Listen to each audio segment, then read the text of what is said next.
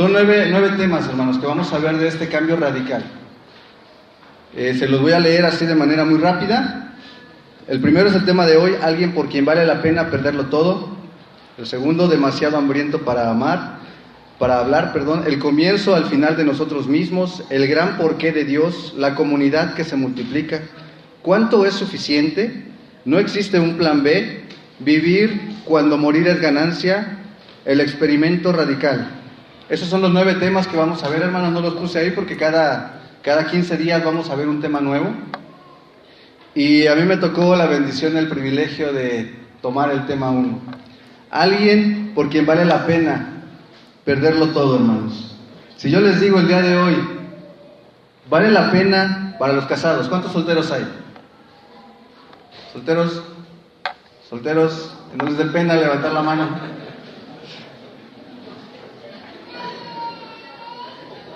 A ellos no va esta pregunta porque no aplicaría.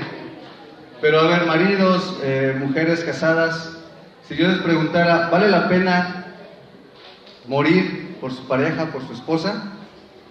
Si a mí me dijeran, oye, tú darías la vida por Mariana, esa chinita hermosa que está por allá en actividad, sin duda lo diría que sí. Yo daría mi vida por esa chinita hermosa.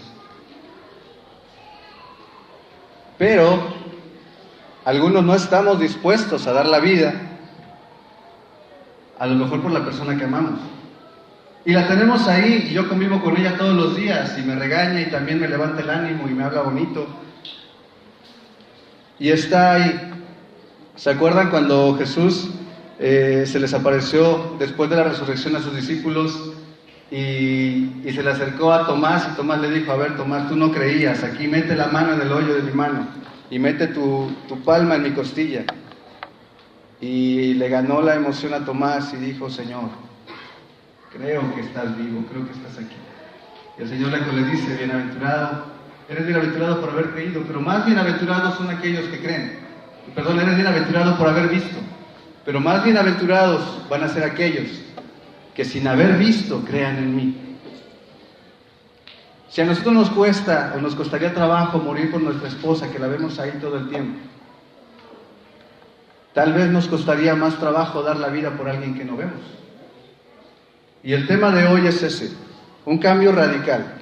Y cuando hablamos de un cambio radical, no es de acá que yo tenía la melena acá, larga, con mis aretes en la oreja, mis piercing, mis tatuajes, y después conozco a Cristo y ahora me vengo del otro lado y ya tengo el cabello cortito, sin tatuajes, sin piercing. Eso es un buen cambio, pero un cambio radical va más allá de eso. Si vemos en nuestros boletines, hermanos, radical proviene de un vocablo latín, radix, que no es más que el significado de lo que viene, dice aquí, aquello que pertenece o es relativo a la raíz. El tema general es volviendo a las raíces de nuestra fe. Pero no es que dónde están mis raíces, no de dónde provengo, quiénes fueron mis abuelos, mis bisabuelos. Más allá de la raíz, es la función que lleva a cabo cualquier organismo vegetal. Para crecer, ¿necesita o no necesita raíz? Necesita una raíz, si no, no crece, si no, no da fruto, si no, no se alimenta, simple y sencillamente muere. Ese es el radical que nosotros vamos a estudiar estas 18 semanas. La raíz no del origen, sí también del origen, de dónde provenimos, pero más allá de dónde provenimos, el qué es lo que significa que tengamos una raíz, porque podemos ser árboles sin raíz. Lo que significa tener una raíz es que tenemos algo que nos adhiere al origen, donde nos estamos alimentando, donde hay fruto, y es lo que está haciendo que crezcamos. Si nosotros no tenemos una raíz que nos sujete a Cristo, que nos alimente de Cristo, que nos lleve a crecer espiritualmente, a tener esa llenura del Espíritu, entonces no vamos a poder crecer como Dios nos pide que crezcamos. Vamos de a poco, hermanos. En el boletín, en el lado izquierdo, abajo del programa, hay un mapa y de lo que pudimos ver en el video. Cuando escuchamos la palabra mártir, a lo mejor se nos viene a la mente Esteban, se nos vienen a la mente los apóstoles, a lo mejor Juan Hus, Martín Lutero, pero el día de hoy hay mártires que están muriendo en algunos de estos países. Los 5 primeros países están del otro lado del mundo. ¿Cuáles son? Corea del Norte, Afganistán, Somalia, Sudán y Pakistán. Es el lugar donde prácticamente está en peligro tu vida. Si tú llegas con una Biblia, si tú llegas predicando el nombre de Cristo, es cuello seguro. No se puede predicar el Evangelio ahí, abiertamente. Y a lo mejor no pudimos traer todos los videos que encontramos y que pudimos ver. Pero estas personas se reúnen en cuevas, se reúnen a altas horas de la noche para estudiar la palabra de Dios, para alabar a Dios. Sus raíces están cerca del agua viva. ¿Quién es el agua viva, hermanos? Jesucristo. Tienen un anhelo, una hambre, una sed de conocer de nuestro Dios. Y les digo, los amo mucho en el amor de Cristo, pero en ese cambio vamos a ver cómo era la iglesia primitiva, la iglesia que fundó Jesucristo en el libro de los Hechos, y cómo a lo largo del tiempo esos fundamentos, esas raíces han ido cambiando, tal vez para más comodidad, tal vez para adaptarnos a la sociedad, tal vez para adaptarnos a un horario, para adaptarnos en el momento en que a lo mejor la mayoría pueda, y está bien. El problema es el concepto que a veces se pierde. ¿Quiénes fueron los que anduvieron con Jesucristo? ¿Cuántos fueron, hermanos? 12 apóstoles. Uno el que había de entregarle, bueno, se quedaron 11, pero después llamó a otro por apóstol, a Pablo, y anduvieron 12. Y con ellos inició la iglesia, hace más de 2000 años. Y si podemos ver el libro de los Hechos, hermanos, vámonos al libro de los Hechos. Hoy nos vamos a dedicar nada más a esto y vamos a hablar principalmente, como lo dice aquí en nuestro desarrollo del tema, las características de la iglesia del libro de los Hechos de los Apóstoles. El tema que vamos a ver dentro de 15 días es por qué esta iglesia fue así de radical. ¿En qué lugar del mapa que tenemos aquí en lo que buscamos el libro de los Hechos está México? ¿Qué lugar tiene México en persecución? 39. ¿Y Colombia? 49. Son los únicos 2 países que están en esta lista, no porque no haya otros países donde se persiga, sino que ya ha habido, ya han asesinado a cristianos aquí en México por proclamar, por seguir el Evangelio de Cristo. También en Colombia. Aquí en México, no sé si recuerdan la noticia cuando en Chiapas estaban asesinando a los cristianos. Y yo creo que mi hermana Marce lo tiene bien presente. Hermanos, la iglesia de hoy, con todo el amor y también el dolor de mi corazón, es muy cómoda. Y yo platicaba con mi esposa cuando hablábamos de este tema, porque no solamente va a ser una predicación bonita, no solamente va a ser algo que mueva las emociones el día de hoy, porque la intención no es mover la emoción. La intención del día de hoy es que el Espíritu Santo hable a nuestros corazones y, como platicábamos en la mañana en la escuela dominical, decidamos si somos o no somos cristianos. Eso es lo complicado y eso es lo que a veces nos reta a salir de nuestro estado de confort, a salir del lugar donde estamos ya cómodos, de donde estamos bien tranquilos. Pero los temas que vamos a ver estos días nos van a retar y nos van a abrir los ojos para saber si nuestro cristianismo es real o si nuestro cristianismo nada más es un cristianismo de porque vengo a la iglesia y porque recibí a Cristo o porque hice la oración en algún momento. Hacemos la aclaración, hermanos, de que para nada estamos criticando a nuestra iglesia. La idea no es decir si estamos haciendo mal o estamos haciendo bien las cosas. La idea es estudiarlo a la luz de la palabra y que cada uno de nosotros, con la ayuda del Espíritu Santo, podamos entender si lo que estamos haciendo personalmente está bien o está mal. Y que el Espíritu Santo también ponga en nosotros el deseo y el anhelo de que si hay algo que cambiar, lo tengamos que cambiar, hermanos. Ese es el reto realmente. A veces sabemos que estamos haciendo las cosas mal, pero no queremos cambiarlas. A veces sabemos que estamos muy cómodos, pero no queremos movernos de ahí. Y ese es el verdadero reto. Eso es lo que realmente tiene que cambiar en nosotros, en nuestros compromisos con Dios.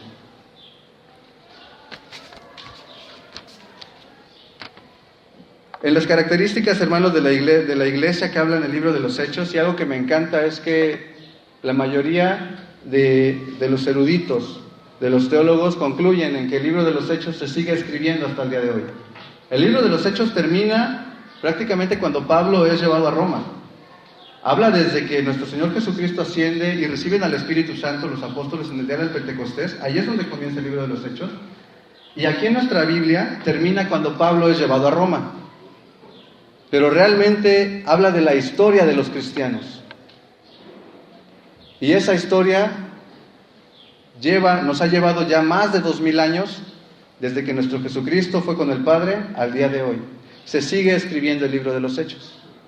No lo tenemos aquí en la Biblia, pero se sigue escribiendo el libro de los Hechos. El día de hoy, hermanos, como les decía, aquí en los 5 primeros países que están del otro lado del mundo, donde están siendo perseguidos, donde los están siendo martirizados, se sigue escribiendo el libro de los Hechos con ellos. Y vamos a ver las características principales. En el libro que estamos tomando, hermanos, habla de una mirada. Ustedes se imaginan que si el pastor nos dijera, ¿saben qué?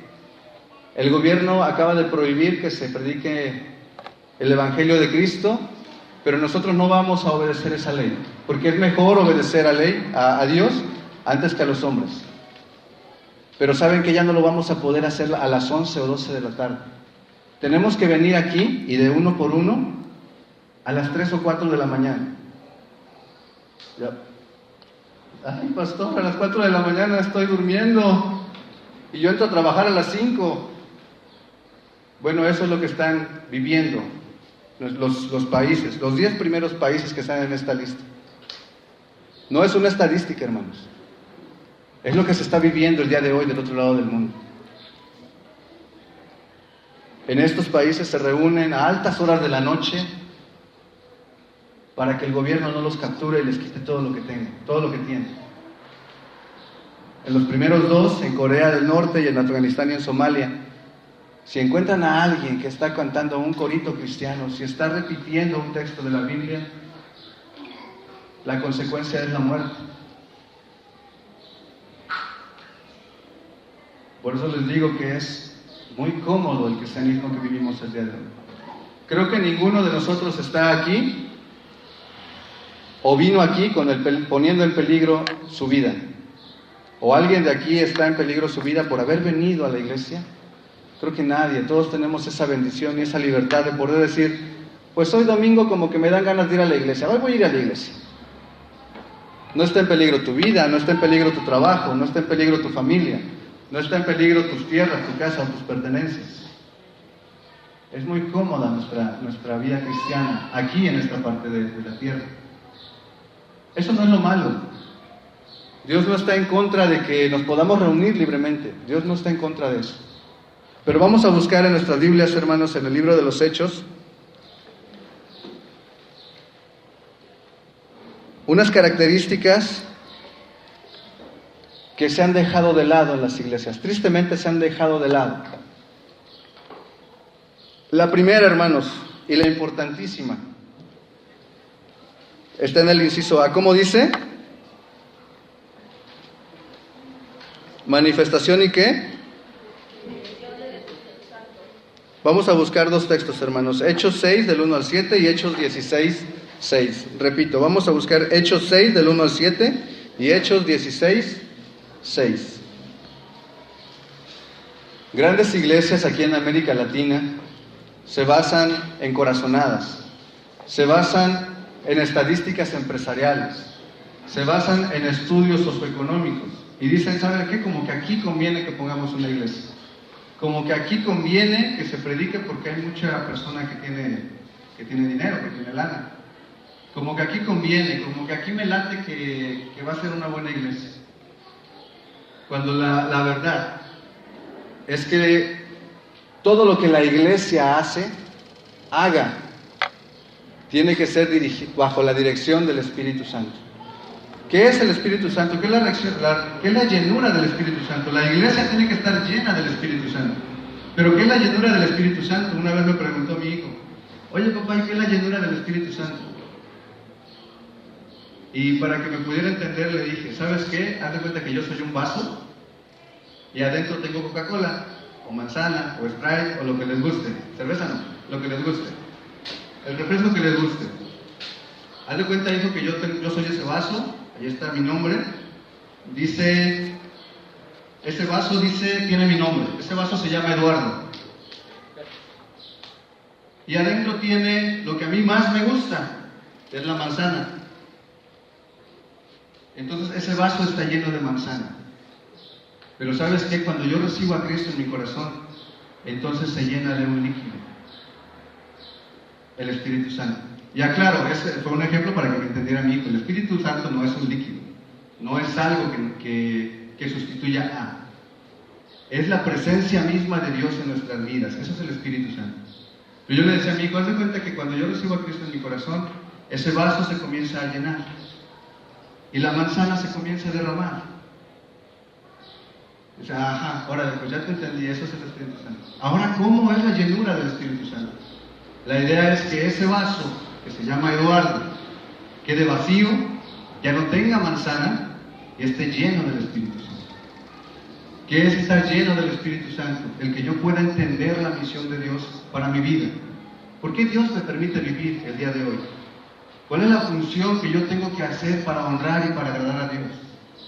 En mi familia, con mi papá, con mis hermanos, en el trabajo, con mi esposa, con mis hijos, donde quiera que yo pise, si estoy lleno del Espíritu Santo, Dios me ha permitido tener un propósito. No por nada estoy aquí en la tierra. Para eso nos ayuda el Espíritu Santo. Para que cuando tenga un problema, el Espíritu Santo me da paz, me da ánimo. El Señor Jesucristo lo prometió con otro nombre. ¿Qué nombre dijo? Va a venir el Consolador. Porque una vida cristiana no es una vida donde todo es paz, donde todo es color de rosa. Dios nos da bendiciones y nos permite que las disfrutemos. Pero no es el todo de la vida cristiana. El Espíritu Santo, hermanos, es fundamental en una iglesia cristiana, en una vida cristiana. Si leemos, hermanos, allá en Hechos 6 del 1 al 7, tiene un título, ¿la elección de qué? De los 7 diáconos. En aquellos días crecía el número de los discípulos, hubo murmuraciones de los griegos contra los hebreos de que las viudas de aquellos eran desatendidas en la distribución diaria. Entonces los 12 convocaron a la multitud de los discípulos. Entonces los 12 convocaron a la multitud de los discípulos y dijeron: no es justo que nosotros dejemos la palabra de Dios para servir a las mesas.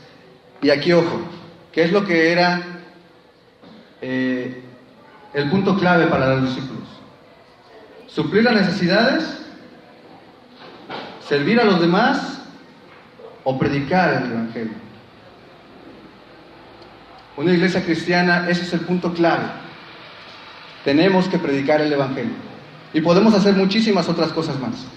Podemos irnos de campamento, podemos hacer campañas evangelísticas, podemos hacer campañas de salud, podemos hacer campañas deportivas.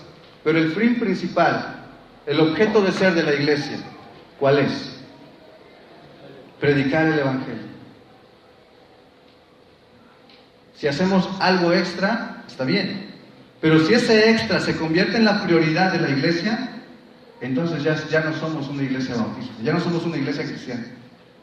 Seremos otra cosa, pero ya no somos una iglesia cristiana. Y dice más adelante, hermanos, ahí, en el versículo 3, buscad pues, hermanos, de entre vosotros a 7 varones, ¿de qué? De buen testimonio, pero más que de buen testimonio, llenos del Espíritu Santo y de sabiduría, a quienes encarguemos de este trabajo. Y nosotros persistiremos en la oración y en el ministerio de la palabra. Agradó pues la propuesta a toda la multitud y eligieron a Esteban, varón lleno de fe y del Espíritu Santo, a Felipe, a Prócoro, a Nicanor, a Timón, a Parmeas, a Nicolás, prosélito de Antioquía, a los cuales presentaron ante los apóstoles, quienes orando les impusieron las manos. Y crecía la palabra del Señor y el número de los discípulos se multiplicaba grandemente en Jerusalén. También muchos de los sacerdotes obedecían a la fe. Hermanos, ¿han escuchado en algunas televisoras que dicen: Esta iglesia tiene la clave para que la iglesia se multiplique. Ustedes vengan y paguen esta guía que el pastor fulano, que el apóstol perengano acaba de escribir. Yo creo que lo hemos escuchado en alguna ocasión. Aquí está la guía para que su iglesia se multiplique. Yo no dudo que tengan algo de bueno en sus libros. Pero lo principal estaba aquí. En el versículo 7, dice: y crecía la palabra del Señor y el número de los discípulos se multiplicaban grandemente en Jerusalén. ¿Por qué, hermanos? Porque fueron a un seminario, porque compraron un libro de crecimiento explosivo para las iglesias. No, hermanos. Estas iglesias se multiplicaron porque estaban llenas del Espíritu Santo. Menos de lo que yo soy y todo lo que es Dios en nosotros. Y no solamente eso, dice que los apóstoles persistían no solamente en la predicación de la palabra, sino que en la oración. A veces nos cuesta trabajo venir una hora a orar. Y lo digo con todo el amor del mundo, hermanos.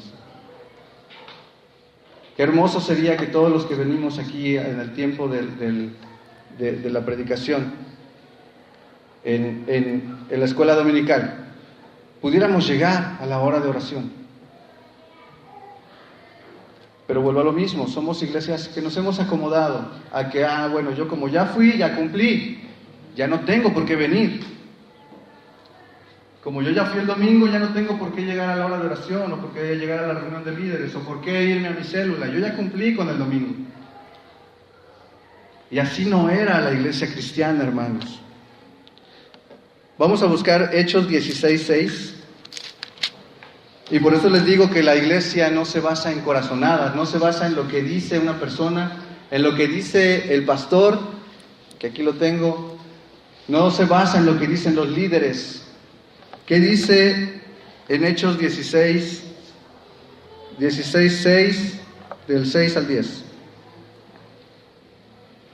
Aquí está hablando de Pablo, hermanos. Y atravesando Frigia y la provincia de Galacia, le fue prohibido por el Espíritu Santo hablar la palabra en Asia. Pablo quería bajar a predicar a Asia. Y cuando llegaron a Misia, intentaron ir a Bitinia, pero el Espíritu no se los permitió.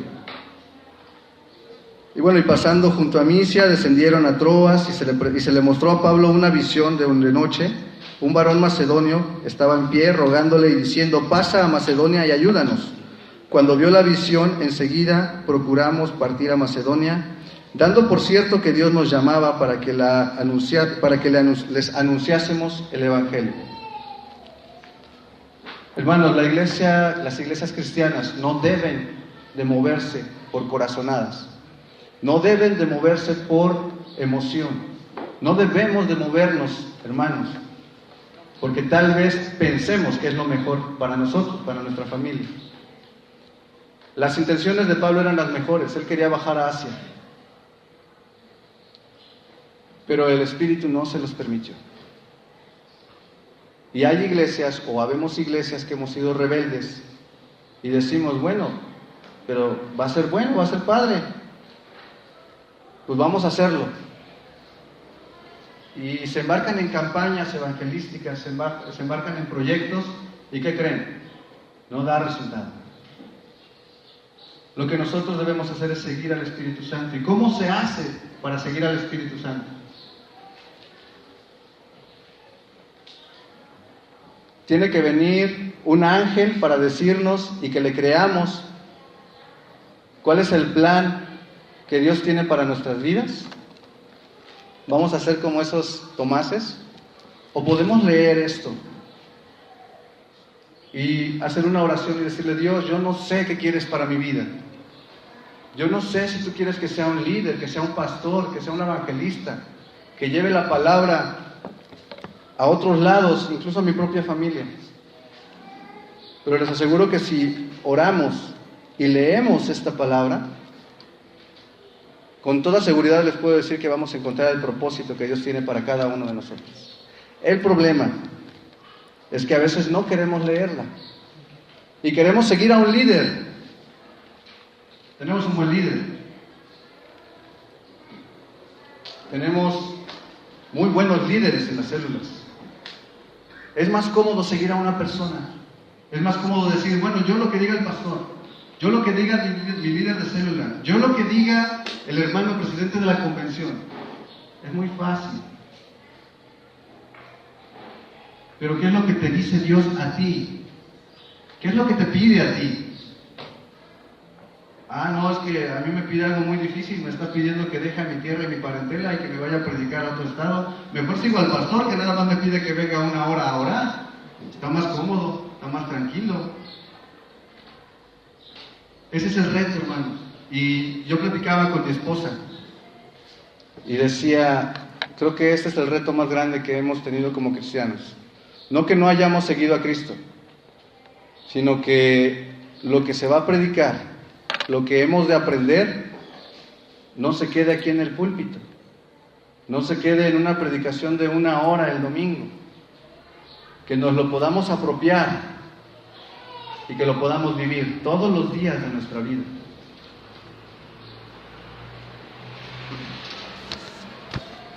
Hermanos, la iglesia de los Hechos tenía 3 aspectos muy bonitos, muy importantes.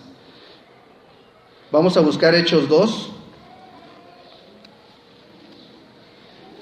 Tenía compromiso, como dice su boletín. Tenía comunión. ¿Y el último cuál era?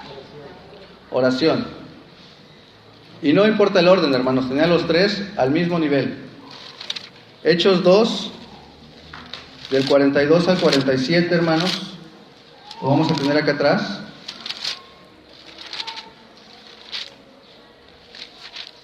¿Cómo era la iglesia que fundó nuestro Señor Jesucristo? ¿Cómo vivían? Lo primero, hermanos, dice aquí en nuestro texto, ¿y qué? En el 42, y perseveraban en la doctrina de los apóstoles, en la comunión unos con otros, en el partimiento del pan y en las oraciones. Dice ahí arribita del versículo 43, en negritas como título, la vida de los primeros cristianos. Y sobrevino gran temor a toda persona y muchas maravillas y señales eran hechas por los apóstoles. Todos los que habían creído estaban juntos y tenían en común todas las cosas.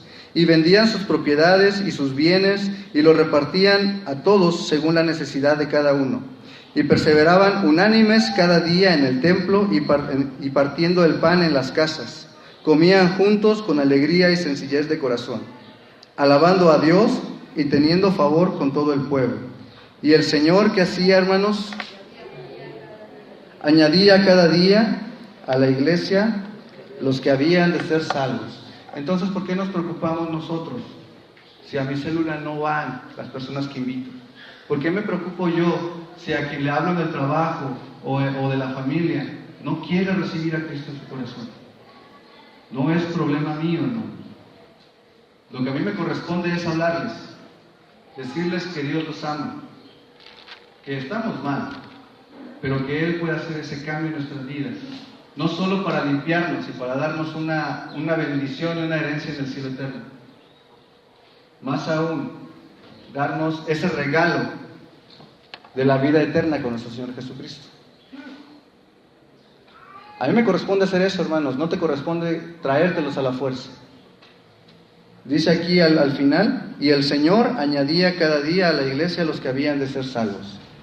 ¿Por qué se daba esto, hermanos? Porque está en el versículo 42. ¿La iglesia dónde permanecía? Dice, y perseveraban en la doctrina de los apóstoles, en la comunión los unos con otros, en el partimiento del pan y las oraciones. 4 pilares fundamentales para una iglesia. Una iglesia no se puede sostener con menos de esto. La iglesia de Cristo, la verdadera iglesia de Cristo, debe de hacer propio esto.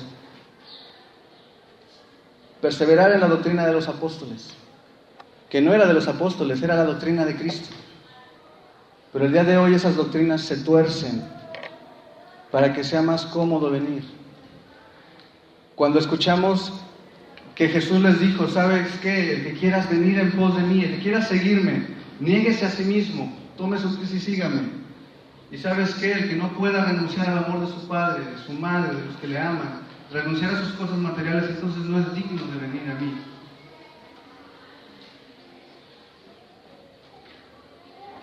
Podemos llegar a decir, no, Cristo no quiso decir eso.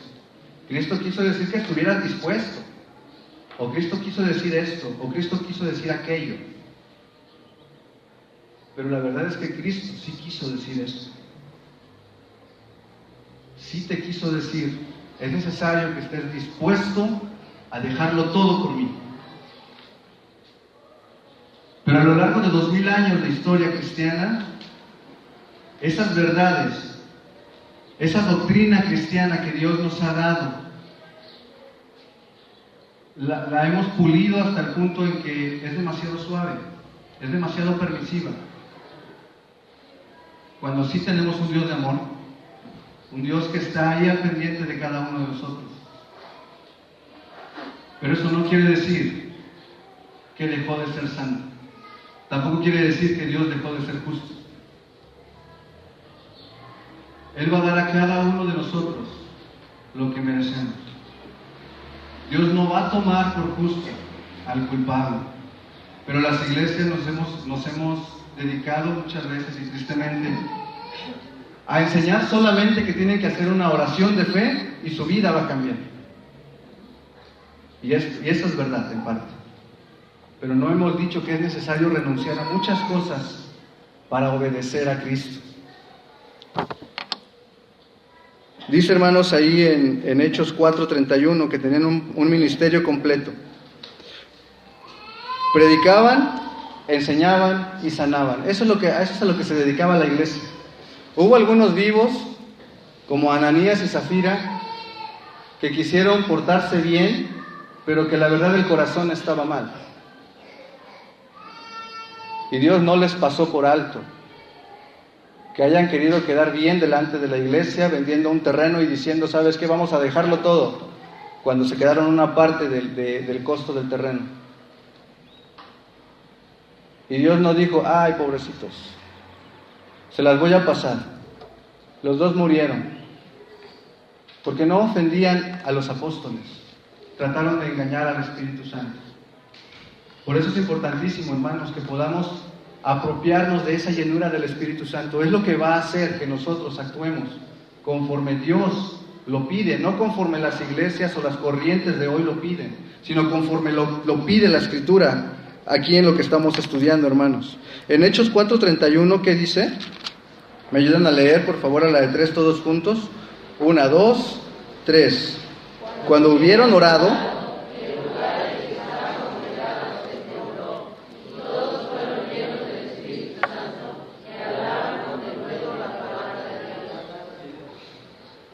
cuando hablo de que tenían un compromiso completo, hermanos, no es que hacían lo que hacían los judíos, que hacían una cosa y dejaban de hacer otra.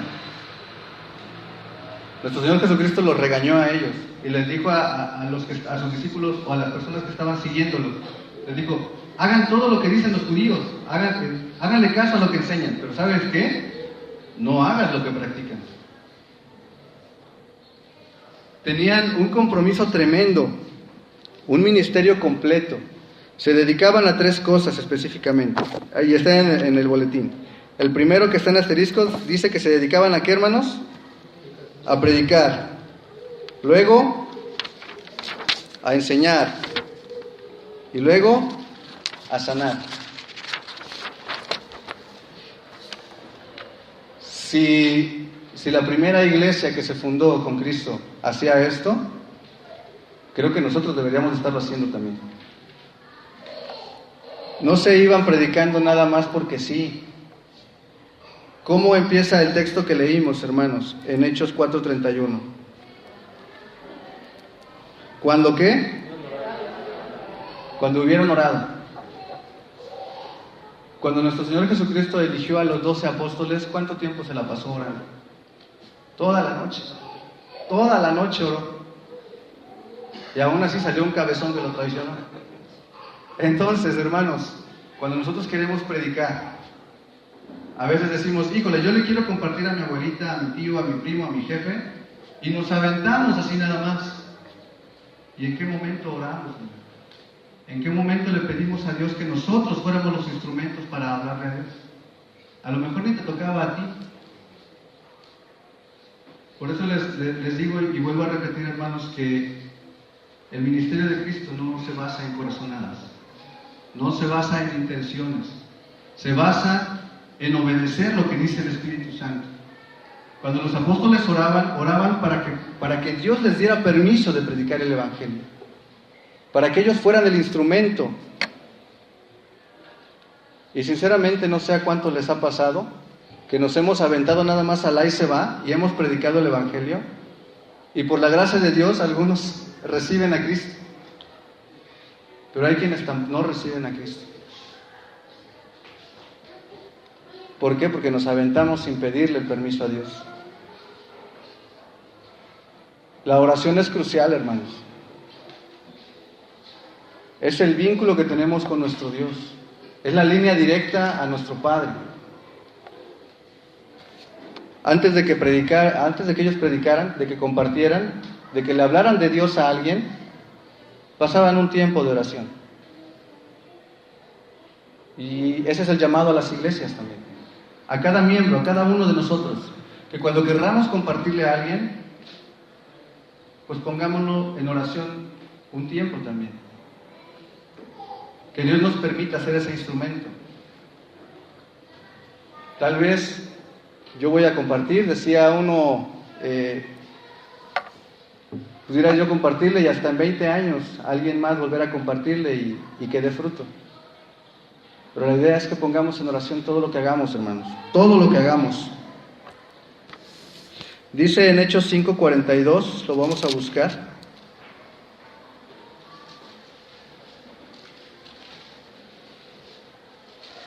Lo leemos todos juntos, ¿ya lo tenemos, hermanos? Hechos 5:42. 1, 2, 3.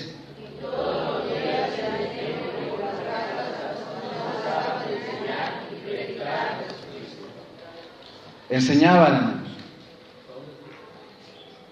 Todo el tiempo. No solamente lo predicaban. Predicar es muy sencillo, hermanos. Yo le puedo decir a mi hijo cuantas veces me sea posible, ¿sabes qué? No digas mentiras. Puedo predicarle toda la vida que no diga mentiras. Pero también puedo nunca enseñarle que no diga mentiras. ¿Cuál es la diferencia entre hablar y entre enseñar?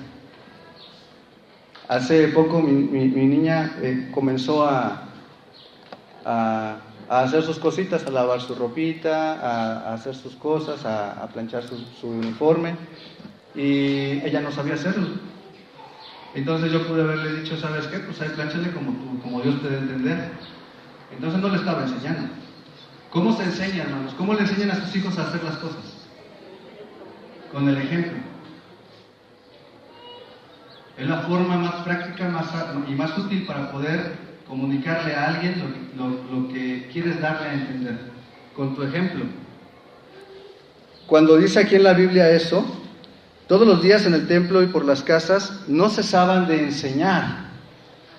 Es muy fácil hablarle, hermanos, es muy fácil decirle a alguien, ¿sabes qué? No cometas pecado, no vivas en pecado, no hagas esto, no hagas aquello, no le agrada a Dios. Es más complicado que con mi vida diaria, con mi forma de ser, yo demuestre y enseñe, o por decirlo de otra forma, que ponga el ejemplo de cómo debe de ser una vida siguiendo a Cristo, cómo debe ser una vida fuera del ámbito religioso, fuera de las palabras que ya se han hecho estigma en la sociedad, que luego que escuchan cristianos se imaginan un templo. Ya lo damos por hecho como una religión, cuando la vida cristiana no es una religión. La sociedad la utilizó para catalogarnos y poder clasificarnos, pero la vida cristiana es un estilo de vida. que no solamente se predica, hermanos, sino que se enseña todos los días, todo el tiempo, con las personas que tenemos contacto.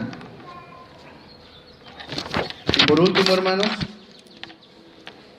se dedicaban a dar sanidad, no solamente sanidad física, sino espiritual. Vamos a buscar dos textos. Hechos 28:8 y Hechos 2:38. Hechos 28:8, ¿qué dice, hermanos?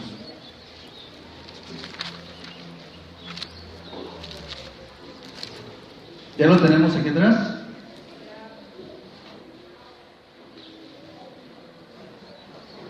¿Cómo dice, hermanos? Y aconteció que el padre de Publio estaba en cama, enfermó de fiebre y de disentería, y entró Pablo a verle, y después de haber orado, le impuso las manos, ¿y qué pasó? Y le sanó.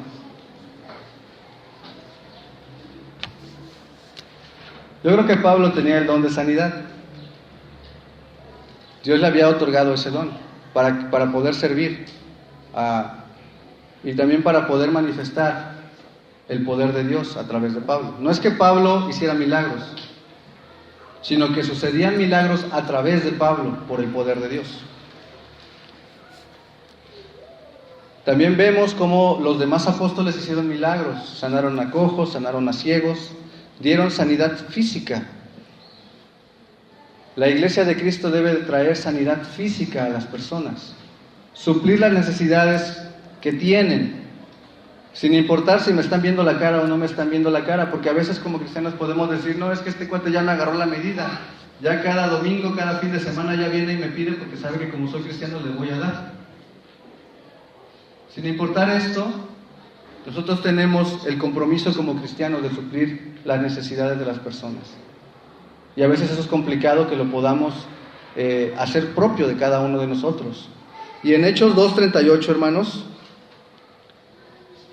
no solamente una sanidad física.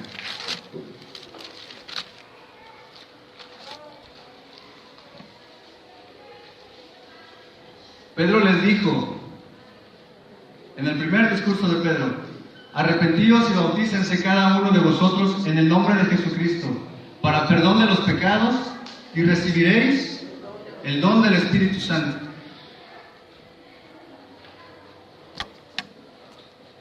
Una sanidad espiritual, hermanos. No podemos sanar sin el Espíritu Santo. No puedo decir que mis heridas del pasado están sanando si no tengo al Espíritu Santo. Y en la primera predicación de Pedro, él estaba ofreciendo esa sanidad espiritual que todos necesitamos en algún momento. Ahora, esa es la iglesia cristiana del libro de los Hechos. Hermanos, la idea de esto era que podamos comparar cómo era la iglesia y cómo es la iglesia al día de hoy. Es muy cómoda. Podemos faltar, podemos hacer cosas que sabemos que están mal, con la idea de que yendo a Cristo confesamos nuestros pecados y Él nos perdona, y eso es cierto. Eso es muy cierto. Pero la idea, hermanos, de todos estos estudios que vamos a ver a lo largo de estas 18 semanas, es activar el compromiso como cristianos. Justo ayer en el campamento que tuvimos la bendición de ir los varones, hablamos justo del compromiso. Y uno de los ejemplos que nos hicieron ver la vida del cristianismo es el matrimonio. Tal vez sea el ejemplo más claro que podamos tener cuando nosotros decidimos seguir a Cristo. Cuando yo decidí amar a mi esposa, decidí amarla solamente a ella y quererla solamente a ella y estar con ella y suplir sus necesidades y estar al pendiente de ella. Y cumplir la mayoría de las cosas, no, cumplir todo lo que le prometo, no la mayoría de las cosas. Cuando nosotros hacemos un compromiso delante de Dios, puedo decirles con toda seguridad que todo lo que Él nos promete, lo va a cumplir. Todo, absolutamente todo. Yo no tengo la seguridad de si le voy a poder cumplir a mi esposa todo lo que le he prometido. pero sí tengo la seguridad de que Dios va a cumplir todo lo que nos ha prometido a nosotros. Entonces, ¿cuál es mi compromiso con Él? No el pagarle una deuda, porque por gracia somos salvos, no porque tengamos que pagar por el regalo de la vida eterna, por el regalo del perdón de nuestros propios errores. La idea es que una vez que nos hemos comprometido con Cristo, podamos ser verdaderos, volviendo a la frase de la escuela dominical, que podamos decidir y distinguir si somos o no somos cristianos. Así era la iglesia de Cristo. El próximo domingo, si Dios nos permite y nos da la bendición de estar aquí nuevamente, vamos a ver por qué la iglesia era así.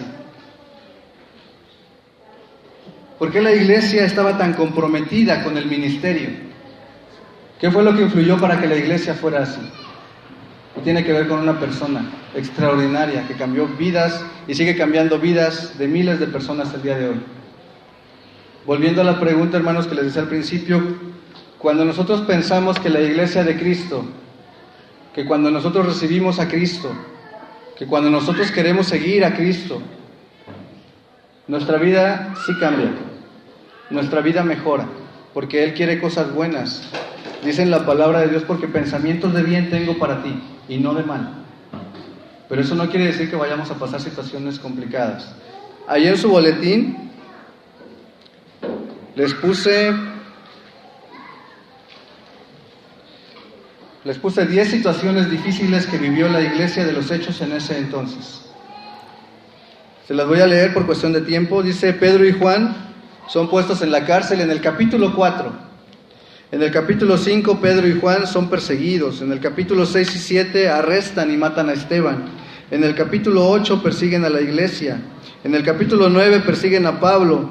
En el capítulo 12 matan a Jacobo y Pedro es encarcelado. En el capítulo 14 apedrean a Pablo. En el capítulo 16 Pablo y Silas son encarcelados. En el capítulo 27 en adelante Pablo es arrestado. En el capítulo 23 quieren matar a Pablo. Si tomamos en cuenta que Hechos nada más tiene 28 capítulos, nada más aquí ya son casi 10 capítulos en donde la iglesia fue perseguida. La mitad del libro de los Hechos habla de la persecución de la iglesia. ¿Por qué nosotros, hermanos, queremos tener una vida cómoda? Cuando los grandes siervos de Cristo no tuvieron vidas cómodas. Estaban dispuestos a sufrir lo que fuera necesario para obtener la aprobación de Dios, no de las personas. Y el énfasis de este tiempo, hermanos, va a ser este: poder retar nuestro compromiso como cristianos para saber qué tan dispuestos estamos a entregarle a Cristo. En el ejemplo que les ponía de la llenura del Espíritu, a lo mejor podemos decirle a Dios, ¿sabes qué? Aquí está mi recipiente, pero tú lléname hasta la mitad, Dios. La otra mitad la quiero manejar yo. No quiero compromiso de la mitad para arriba. Y la idea es que tengamos un compromiso total delante de Dios. Si Dios nos permite, el próximo domingo vamos a ver la razón por la cual la iglesia de Cristo era así en un inicio. Para concluir, hermanos, para terminar, me gustaría que pudiéramos nosotros mismos hacer un autoanálisis de qué significa el cristianismo para nosotros. El hecho de que estemos hoy aquí habla de que hemos tenido la necesidad de escuchar de la palabra de Dios. Y por la gracia de Dios hemos podido llegar a este lugar. Ahora el reto y la pregunta que me gustaría que cada uno de nosotros la meditáramos es: ¿y qué grado de compromiso quiero tener yo con mi Creador? ¿Qué estoy dispuesto a dar? ¿A darlo todo? ¿A dar solamente una parte? ¿A hacer las cosas que me convienen y me son cómodas? ¿O a realmente comprometerme con Dios y que a lo largo del tiempo mi recipiente esté totalmente lleno de Dios? Esa es una iglesia radical, hermanos. Una iglesia que está al 100% comprometida con Dios.